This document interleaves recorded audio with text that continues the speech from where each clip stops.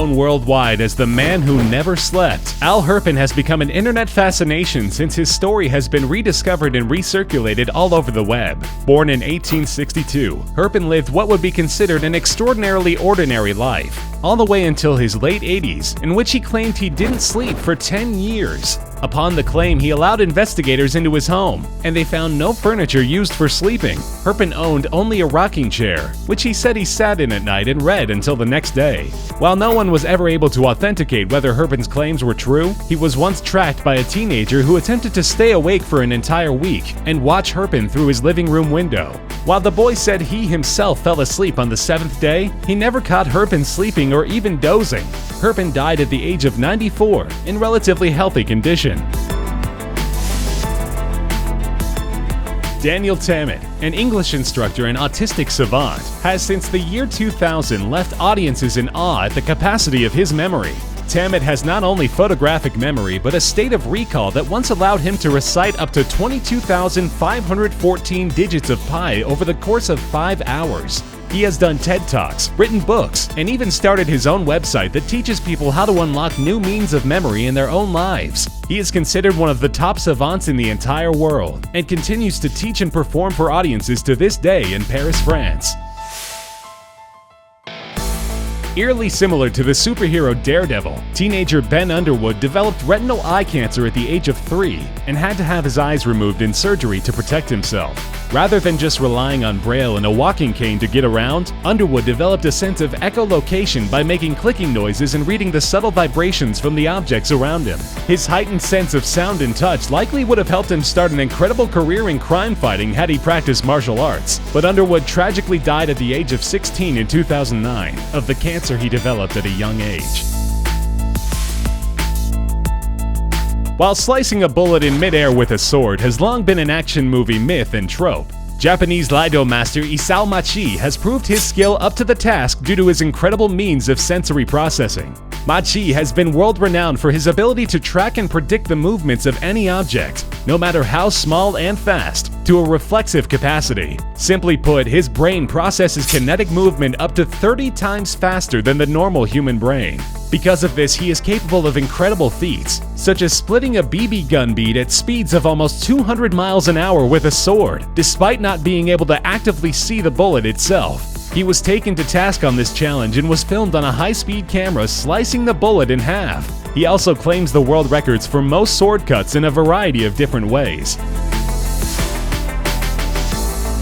While he can't exactly make ice form out of the air and bend it to his will, the superpower of Wim the Iceman Hoff is still fairly incredible. Born in Cridland, Hoff quickly learned a form of meditation that allowed his body to withstand extremely cold temperatures without his heart rate or core temperature ever dropping. Because of this, he has not only gone on to set world records, but even climbed Mount Everest in nothing but biking shorts and did a 5-hour half marathon near the Arctic Circle topless. His claim to this miraculous ability is practicing the ancient art of Tumo, created by Tibetan monks, that allows one to control their own body temperature in extreme conditions. Sadly, many have misunderstood Hoff's training and attempted to replicate his adventures without being prepared. In 2016, 4 men tried to hold their breath under icy water for a number of minutes, trying to beat Hoff's record. They died in their attempts, and critics blamed Hoff. He claimed that he never challenges anyone to attempt what he does himself, and expressed sympathy for the men who had died. No news yet on how he has been able to modulate his temperature in extremely hot conditions.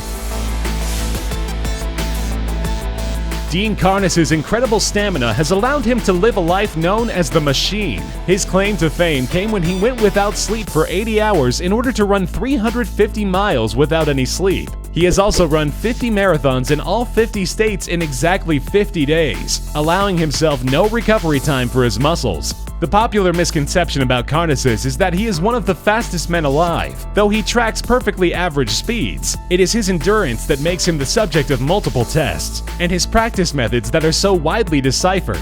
He went on to write a book about himself and the challenges of ultra-endurance running titled Ultra Marathon Man: Confessions of an All-Night Runner. While not partaking in marathons around the world, Karnazes runs a yogurt shop in California called You Top It. He remains the world leader in ultra-endurance running. Born Tim Cridland, Zamora the Torture King has made a name for himself by putting his body under extreme duress, including multiple stabbings, lacerations, exposure to heat and hot objects, electrocution, and even swallowing dangerous items and weapons. One of Zamora's signature tricks is swallowing a knife, then splitting open a small section in his neck and withdrawing it without even a wince of pain. The scientific community has long been shocked by Cridland's abilities, but while he professes that he studies a meditation method that allows him to bypass the normal threshold of pain experienced by humans, many believe that he was actually born with congenital insensitivity, a condition in which the body does not feel pain. This is exceptionally dangerous, because this does not mean he is not putting his body in extreme peril. Still, Zamora continues to perform for audiences from all over the world.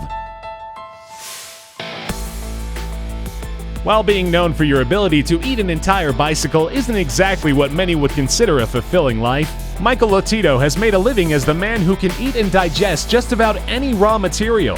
He has had meals of bicycles, televisions, computers, shopping carts, car parts, and a number of other various objects that we would never recommend eating.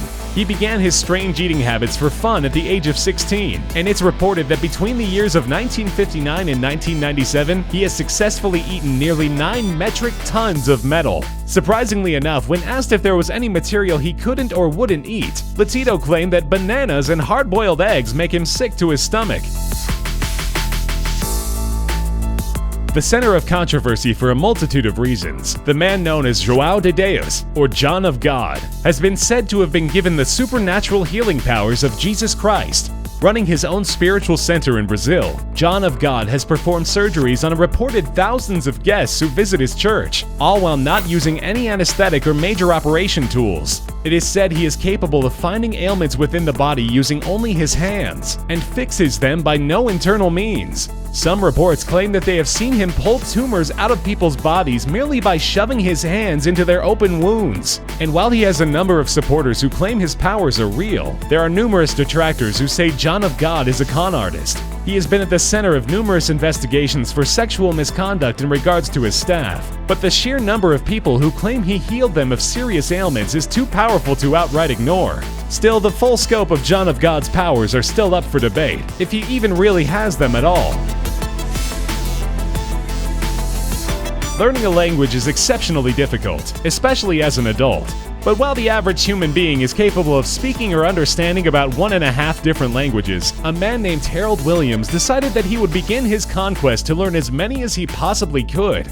With what was considered to be an expansive memory, Harold traveled the world and adopted 58 different language practices, from generally well-known ones like Chinese and Mandarin to obscure ones used predominantly only by native tribes. He is often considered the man who knew the most languages in the entire world, but often found himself jobless despite his incredible skills as a linguist. He finally got a job as the editor for the Times, but succumbed to an illness and died just 6 years later at the young age of 52.